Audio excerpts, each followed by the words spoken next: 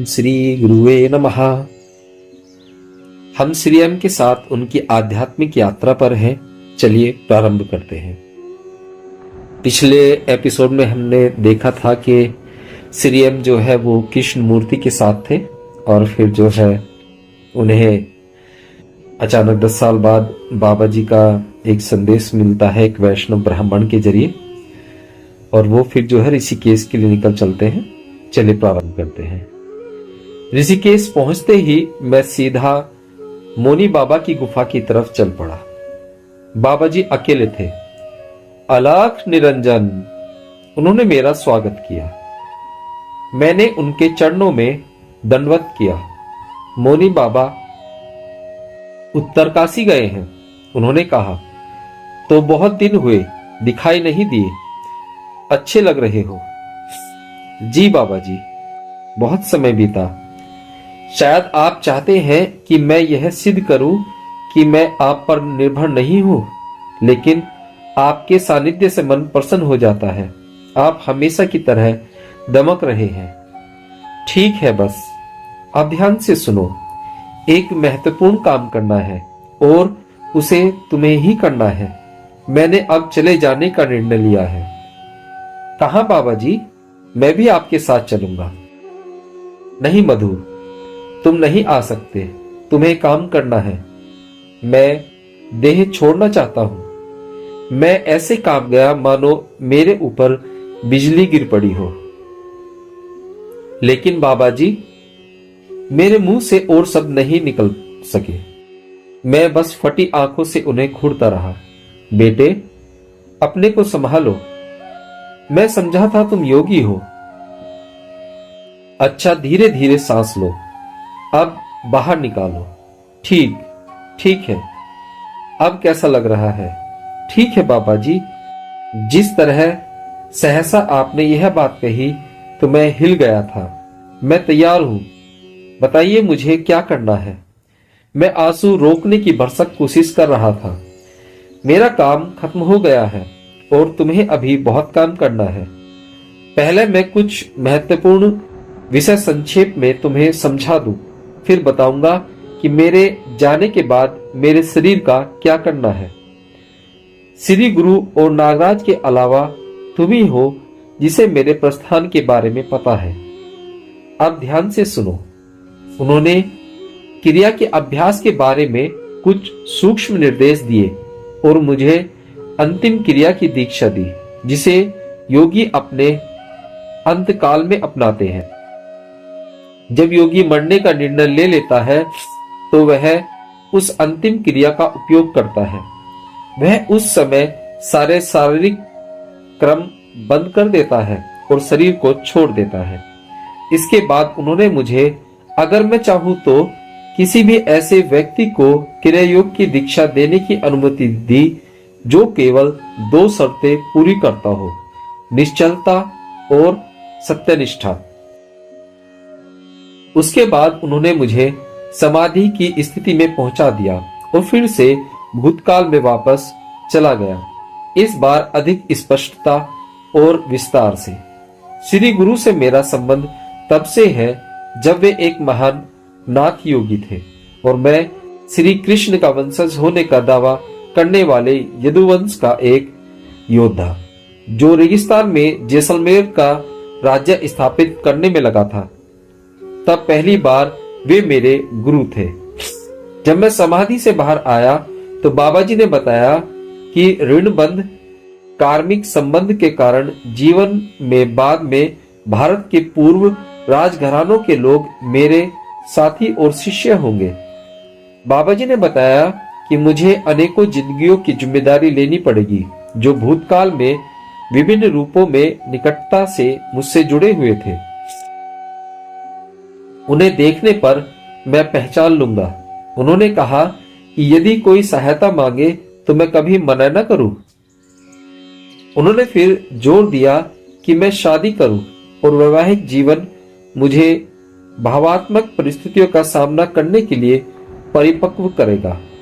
विवाह न करना, उन्होंने कहा, साधक के लिए कोई विशेष गुण नहीं है। फिर भी तुम्हारे लिए यह नियम वैसे भी लागू नहीं है। भविष्य में तुम्हारे पास होने वाले अधिकांश लोग विवाहित होंगे और तुम्हें उन्हें सलाह या सहायता नहीं दे सकते अगर तुम्हें खुद ही नहीं मालूम कि वैवाहिक जीवन क्या है। बाबा जी ने यह भी कहा कि मैं कैलाश मानसरोवर की यात्रा से कुछ पहले अपनी आत्मकथा लिखना शुरू कर दूं और वापस आने के 1 साल के अंदर उसे पूरी कर दूं। कुछ और बातें जो उन्होंने बताई वे गुप्त थी और मुझे गोपनीयता की शपथ दी। ये सब बताने के बाद वे मुझे निर्देश देने लगे कि उनके देह छोड़ने के बाद उनकी देह का क्या किया जाए। कृपया बाबा जी, मैंने कहा, आगे और कुछ कहने से पहले बताइए, क्या यह आपका अंतिम निश्चय है? क्या आप कुछ और समय के लिए नहीं रुक सकते? कृपया। मधु, तुम जानते हो कि जब मैं कुछ कहता हूं तो उसे करने के ठोस कारण होते हैं। मैंने अब जाने का निश्चय कर लिया है। मेरे मस्तिष्क की 80% क्षमताएं तुम्हें मिल जाएंगी, लेकिन तुम्हें यह कठिन साधना होगा कि तुम अपनी क्षमताओं को छुपाकर रखो और औरों की तरह जीने का अभिनय करो। मुझे विश्वास है कि तुम यह कर सकते हो। शीघ्र ही श्री गुरु आएंगे और तुम्हें आशीर्वाद देंगे। मेरे जाने के बाद तुम कृष्णमूर्ति फाउंडेशन वापस जाना। कृष्णमूर्ति भी शीघ्र ही चले जाएंगे। उनका उद्देश्य पूरा हो गया है। उसके बाद की घटनाओं को ध्यान से देखो। याद रखो कि मैं हमेशा तुम्हारे हृदय में विद्यमान हूं। अब सुनो, तुम्हें क्या करना होगा। मुझे नीलकंठ पर्वत पर मुनि बाबा की गुफा के पास जंगल में एक निर्जन स्थान दिखाया गया। बाबा जी ने मुझे संभल, फावड़ा और कुदाली दिए। मुझे विशेष लंबाई चौड़ाई का एक बड़ा गड्ढा खोदना था। अनुभवहीन होने के बावजूद मुझे यह काम अकेले ही करना था। बाबा जी यह काम पूरा करने के लिए मेरे मानसिक को आवश्यक निपुणता और शरीर को आवश्यक शक्ति देने वाले थे। 2 दिन में मैंने गड्ढा तैयार कर लिया। मेरे हाथों में छाले पड़ गए थे। तीसरे दिन, जो गुरुवार था, बाबा जी ने कुछ और व्यक्तिगत निर्देश दिए और उसी रात हम लोग गड्ढे के पास गए। साफ आसमान में पूनम का चांद तेजी से चमक रहा था और एक ठंडी हवा बह रही थी। हम श्री गुरु की प्रतीक्षा करेंगे, बाबा जी ने कहा। शीघ्र ही प्रतीक्षा खत्म हुई और क्षितिज पर एक प्रकाश का गोला दिखाई दिया, जैसा मैंने अरुंधति गुफा में देखा था। जब वह चांद के पास आया तो लगा जैसे आसमान में 2 चांद थे। जैसे जैसे वह हमारे पास आता गया, बड़ा होता गया। इस बार यह बिना आवाज के उतरा। कोई गरज नहीं, कोई शोर नहीं। दमकता हुआ वह गोला खुला और उसमें से श्री गुरु बाहर आए। उनके पीछे एक अत्यंत सुंदर नील वर्ण का नग्न व्यक्ति भी। हमारे दंडवत करने के बाद श्री गुरु ने मुझसे कहा, तुम नागराज से पहले मिल चुके हो। सर्वलोक के लोग इच्छानुसार रूप बदल सकते हैं। अब काम की बात। हम लोगों ने तुम्हारे गुरु के शरीर और मस्तिष्क के कुछ तत्वों को तुम्हारे शरीर और मस्तिष्क में स्थानांतरित करने का निर्णय लिया है। यह इसलिए आवश्यक है कि जो योजना है उसके अनुसार तुम्हें काफी काम करना है। तुम्हारे गुरु ने बिना किसी संस्था या दिखावे के चुपचाप काम किया, लेकिन तुम्हें दूसरी तरह से काम करना होगा। 1991 तक तुम अपने गुरु की तरह चुपचाप काम करोगे। उसके बाद धीरे धीरे अधिक लोगों को तुम्हारे बारे में जानकारी हो जाएगी। इससे परहेज करने की आवश्यकता नहीं, काम के लिए इसकी आवश्यकता है।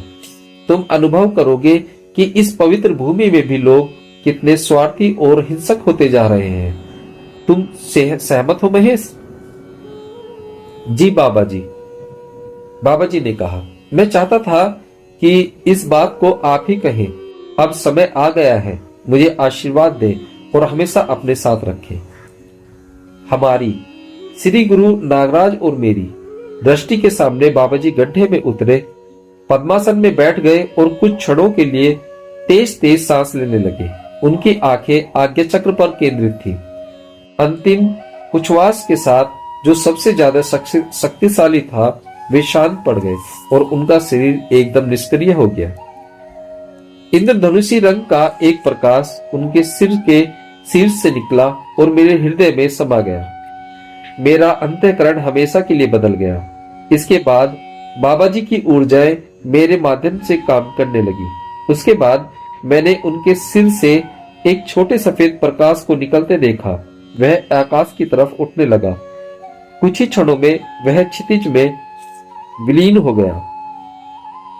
श्री गुरु ने कहा, प्रक्रिया पूरी हुई। तुम्हें जो करने के निर्देश दिए गए थे उन्हें करो। मुझे अब जाना है। तुम्हें मालूम है कैसे मुझसे संपर्क स्थापित किया जा सकता है। मैंने उन्हें और नागराज को दंडवत किया। वे अपने विमान में चढ़ गए और शीघ्र ही चले गए। मैंने सारी रात कब्र को भरने में लगा दिया। फावड़े से पहली मिट्टी डालना मेरे लिए असहनीय था, लेकिन मैं स्वयं आश्चर्यचकित था कि मैं किसी तरह बिना किसी भावावेश के मैंने उनकी कब्र मिट्टी से पाट दी। निर्देश अनुसार मैंने सतह को दबा दबा कर कड़ा किया, प्राकृतिक घास को उसके ऊपर लगाया और पानी डाल दिया, क्योंकि बाबा जी ने कोई समाधि स्थल बनाने या एक छोटा सा पत्थर लगाकर समाधि की पहचान बनाने से भी मना कर दिया था। मैंने उस पवित्र स्थली को साष्टांग प्रणाम किया और चला आया। जब मैं गुफा पहुंचा तो भोर हो चुकी थी। उगते सूरज ने पूरब की दिशा को नारंगी रंग दिया था। चिड़िया चहचहा रही थी और हवा धीरे धीरे बह रही थी। अचानक मेरा हृदय शोक से सराबोर हो गया और मैं निर्बंध होकर जोर जोर से रोने लगा। प्रेम, कृतज्ञता और वियोग से आंसू धारा प्रवाह बहने लगे। मैं अपने बिस्तर पर लेट गया और थका होने के कारण सोते सोते सो गया। यह एक स्वप्नहीन गहरी नींद थी। मैं शांत और स्वस्थ होकर जागा, अपने उत्तरदायित्व को संभालने को तैयार। अगले अंक में।